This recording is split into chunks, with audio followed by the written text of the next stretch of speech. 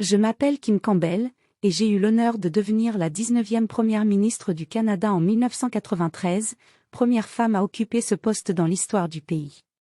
Bien que mon mandat ait été court, il a marqué un moment important pour la politique canadienne et pour les femmes en politique. Je suis née en 1947 à Port Alberni, en Colombie-Britannique. Dès mon jeune âge, j'ai été attirée par les questions sociales et politiques. J'ai étudié les sciences politiques à l'Université de la Colombie-Britannique avant de poursuivre mes études en droit à l'Université de la Colombie-Britannique et à la London School of Economics. Avant de me lancer en politique fédérale, j'ai travaillé en tant qu'avocate et professeure, et j'ai aussi été élue à l'Assemblée législative de la Colombie-Britannique.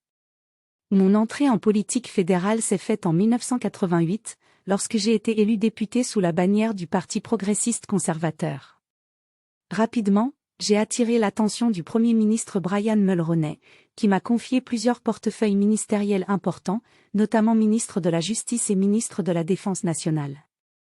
En tant que ministre de la Justice, j'ai supervisé des réformes importantes du système pénal, en particulier en ce qui concerne les droits des femmes et des victimes de violences. En 1993, lorsque Brian Mulroney a annoncé sa démission, j'ai décidé de me présenter à la direction du Parti progressiste conservateur. Après une campagne interne compétitive, j'ai été élue chef du parti en juin 1993, devenant ainsi première ministre du Canada.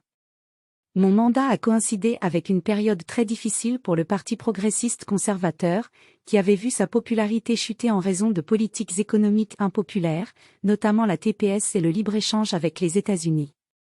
De plus, les échecs des accords constitutionnels du lac Meech et de Charlottetown avaient créé des divisions profondes au sein du pays.